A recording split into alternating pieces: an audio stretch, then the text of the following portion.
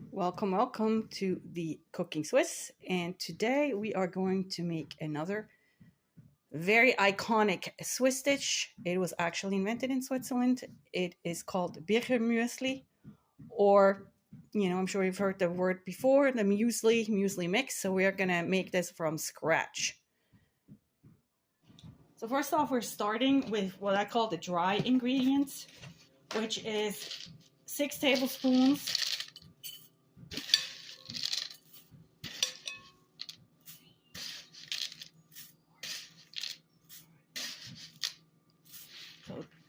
about this much, 6 tablespoons of rolled oats, or you can use any oats. You don't need to use any fancy muesli mixes or anything. It's just plain like that. And also I like to use the raisins, and I have, just throw it in like that. It's about 1 to 2 tablespoons. Then we have prunes, and I use about 3 to 4, and I will chop them up. Let's move this here.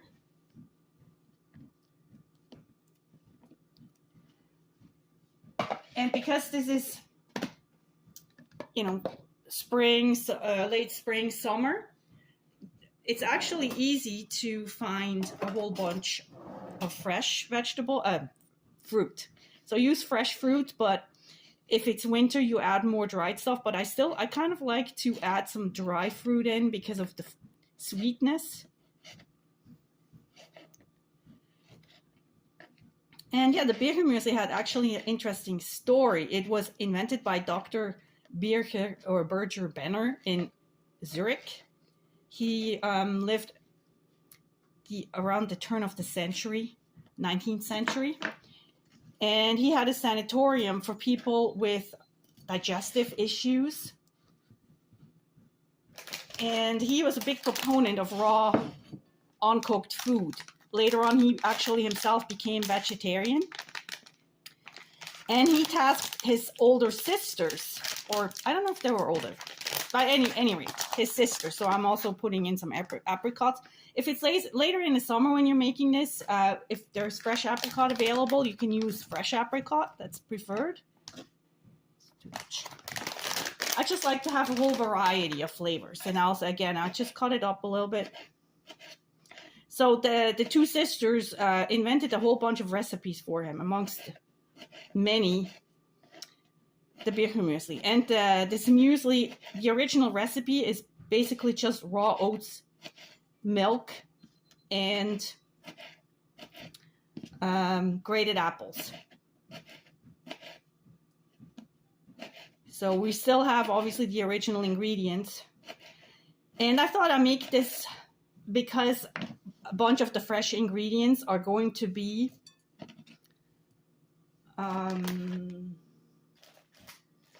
like red, white, and blue. So it's almost like perfect for, a holiday weekend party. I'm also putting in some almond slivers. You could roast them, but you can just also put them in raw. If you have hazelnuts, any nuts, walnuts, whatever nuts, which reminds me, let me see if I can find some walnuts. Any nuts. By the way, that was another original ingredient, was the nuts, the walnuts of the original Bircher Muesli. So let me see if I can locate the walnuts. I just bought a whole big bag. Sorry about that. Oh, there we go. Yes, walnuts. I don't know if you can see it. Shelled walnuts. So again, I'm gonna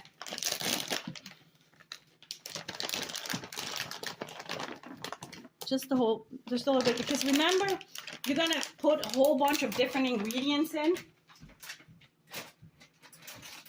and so it will all add up, amount to a really nice dish. And again, like in the summer, let's say we have family parties or something, I have taken this to parties and people liked it.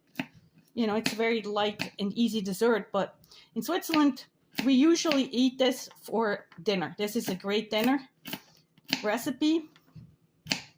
Or you could have it for breakfast or, you know, lunch, whatever you like.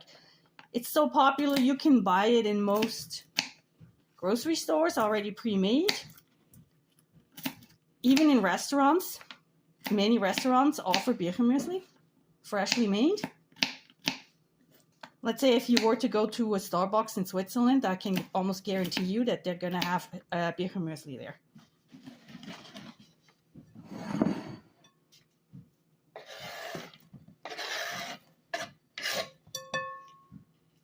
Alright, so the next big step, I haven't made this in a while, so I hope I'm not going to forget. So, again, we're just kind of winging it. It doesn't really matter, the measurements. So I have this vanilla yogurt that we're trying to use up. And in fact, I'm just going to use the entire amount. Now what we're going to do with this, we're mixing it up. And again, some people like it more liquidy, others like it more dry. Other people will put whipped cream in it, mix it, or like make it with yogurt and then at the end put some whipped cream on top. Literally, I mean, there is no rules to this. Whatever you like, you can put in. Now, what I like to do, so this is what I consider the base, and I like to let it sit for about half an hour to, you know, moisten the oats. And so we're going to let it sit and just wait a little bit for about half an hour before I add in the fresh fruit. So it's approximately half an hour later, and now we're going to start with the apple, the fresh fruit ingredients. So I'm using 2 apples. You could use whatever, you know, however, maybe just 1 apple. So obviously we're going to peel the apple. Also, I wanted to tell you that you could just use plain yogurt. I used vanilla flavored and it's sweetened, but you could just use plain unsweetened yogurt. I would not recommend Greek yogurt because it's probably too stiff, not liquidy enough. Also, once you're done with all the ingredients and you think the Bircher Muesli is a little bit too dry, what you could do is, so the knife is not dirty, it's from cutting the, what's it called? The nuts. So we're prepping the apple. Some people like it grated with the skin on. I just take it off. I eat a lot of apples anyhow, so I don't always have to have the skin on.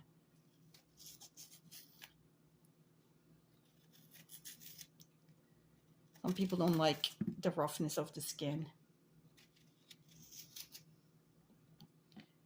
And then also you could add honey if you want it sweeter, or, you know, whatever you prefer. There are so many different ways you can make this.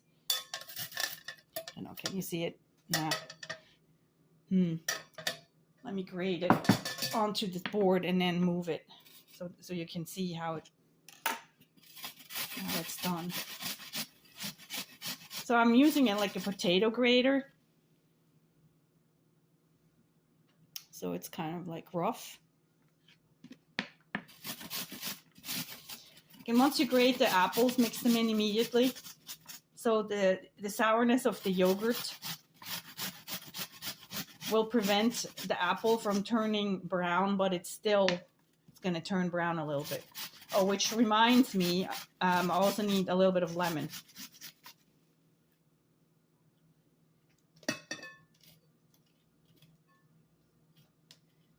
The more I cook, the more I remember what needs to go in here. All right, so that's for the apple. And now I'm going to prep the rest of the apple.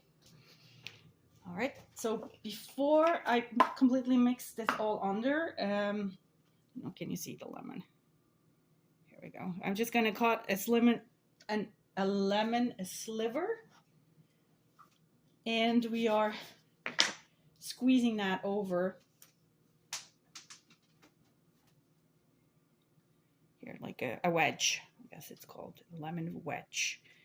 And I'm just squeezing that over the apples. Again, you can leave it off, you can add more, whatever you like.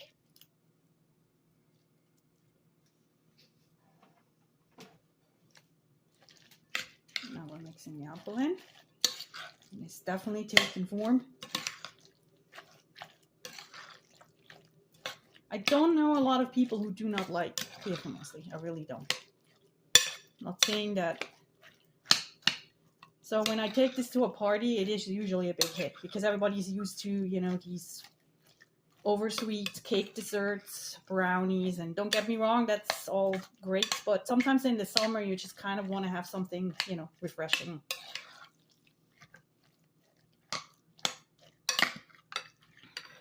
All right. Now, next step, I'm also putting in peaches. Just started to come on the market. So the peaches, definitely I am going to leave the peach. I'm going to leave the skin on. And I hope I can safely cut this. I'll always make sure with peaches, because peaches have like a, you could use nectarine. They have like a fuzzy skin. So that's one of the fruits you definitely have to wash very carefully, because otherwise, you know, there might be pesticides and stuff. I can't really cut it that nicely, so I'm just kind of ballpark it. Let me cut it down here so you can actually see it. I'm just kind of like chopping it off like this around the little core, and then we're throwing it in afterwards. Same thing here.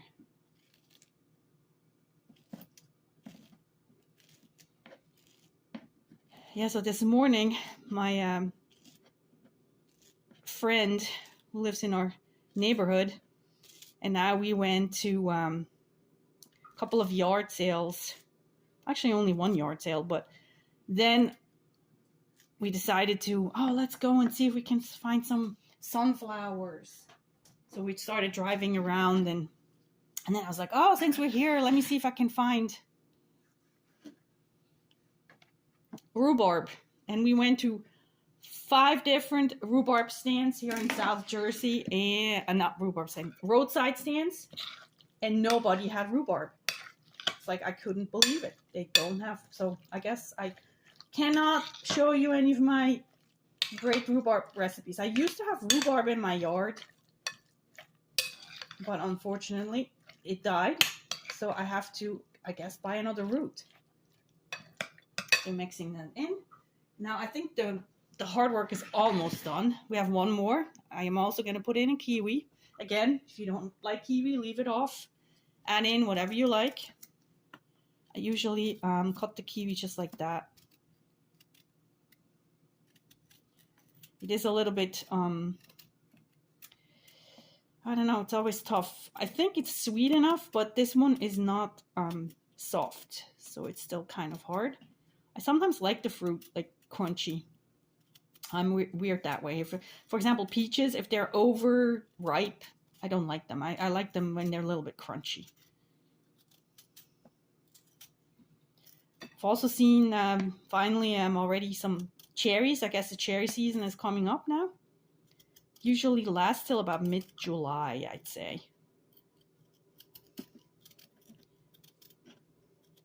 And maybe I'll show you some typical, because in the area where I grew up, maybe I'll throw in a picture.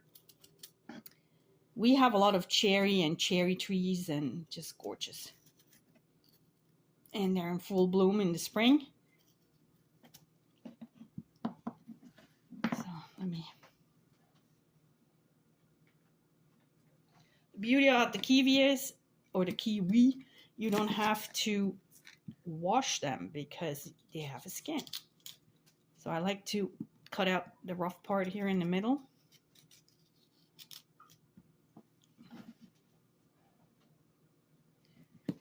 And then I still have a piece of the peach on my finger. And then I just cut it like that. Yeah, it's definitely juicy, so it's not too bad. It should be sweet enough. Kiwi, by the way, in case you didn't know, kiwi is not technically a fruit. It is actually a berry.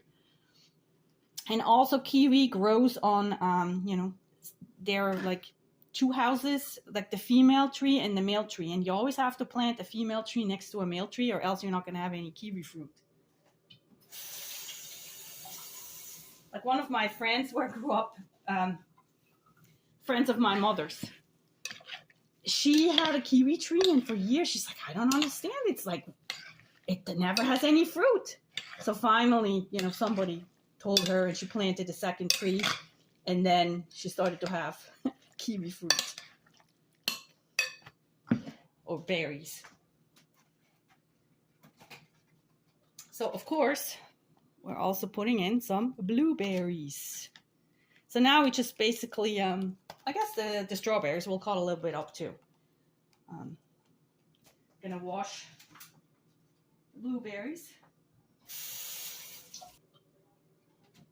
They're usually already washed, but you know, it can't hurt to wash them again. Oops, more blueberries. Again, not too many because remember we're still putting more fruit in. Now the next candidate is, of course, and that was bad, I bought them at Lidl. And today when we went to, you know, on our excursion, rhubarb excursion, everybody was selling fresh New Jersey strawberries. So they are not New Jersey strawberries, I'm sorry. But definitely a handful. Also, the interesting part of strawberries is like these little thingies you see here on the strawberry. These little dots. These are actually strawberry seeds. So that's interesting about strawberries because they, you know, grow the seeds on the outside. And also strawberries, because it has a rough exterior, you always have to make sure you wash them really well, again, because of the pesticides, to get the pesticides off. Unless, of course, if you want to do organic, which I'm never sure, you know, if what they claim to be organic really is. I suppose we have to trust it is. But nonetheless, it's not like when they're organic, they don't use any pesticides, or they, I think they still use it just in moderation. So I like to, you know, obviously take that stem part out, cut it out. I hate throwing things away. So I try to be as conservative as possible, save as much of the berry as possible.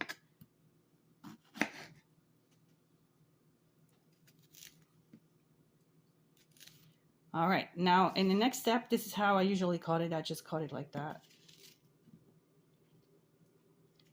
Cut it in half again.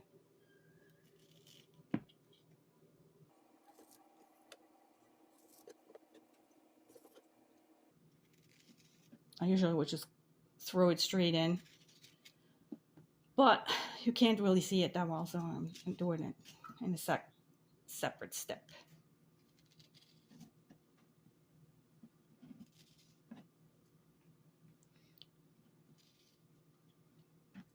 So my friend has a convertible, so we were like driving all around at the convertible. It was like real fun. Perfect weather right now because it's still kind of coolish, so you don't get roasted and toasted in the sun. So now we're just moving that into the big bowl. There we go. And again, we're mixing it all in.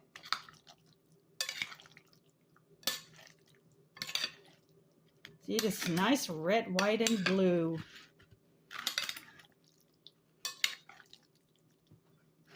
Especially kids. I mean, it's a great food for everybody, but kids seem to love it. All right, what else? What is next? What have we not put in? Now, this is still kind of out of this, not in season, but we're also putting in a few raspberries. They had it on sale, and I know it's not, you know, That's more of like midsummer, late summer fruit. But technically in the US, it's always summer somewhere, isn't it? So these I just throw in as a whole. I don't really chop them up. Of course, you can't really see. And now the last but not least, where did I put it, is banana. Banana will add another, little bit of sweetness. This is an older banana, but oh well. That's the beauty of bananas. They don't really go bad. I have bought it, and now I was gonna, make the Bircher Muesli a few days ago. And then we just chop it like that. But I never got to it. So now I'm finally doing it. And now the banana. And that's the last one. They ate all the nice ones. You know how it goes. The kids, they eat all the nice ones and they'll leave that one. So I hope we will survive. I think we will. I'm like so excited. This is like, summer has officially started. Even though you could eat it in the winter, but for some reason I always eat this in the summer. It's like in the summer, I either eat this or some sort of form of like cold gazpacho, something soup, or salads, and then grill. I just don't want to turn on the oven. I don't want to cook inside everything. If I cook inside something like this, where I don't want to turn on any heat sources. Just stay nice and cool.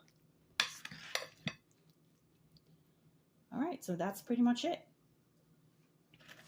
So I hope you enjoyed this video. Please give me a thumbs up. I hope you're gonna really try this recipe. There's really no recipe or nothing to it. Chop up oatmeal. Anybody has most of the ingredients in the house, and just go. And by the way, if you think this is not liquidy enough, you can always add a little bit of milk, okay, to make it more liquid. But again, I hope you're gonna have a great day. I wish you a good day, and see you soon. I don't know if I can leave here. Bye.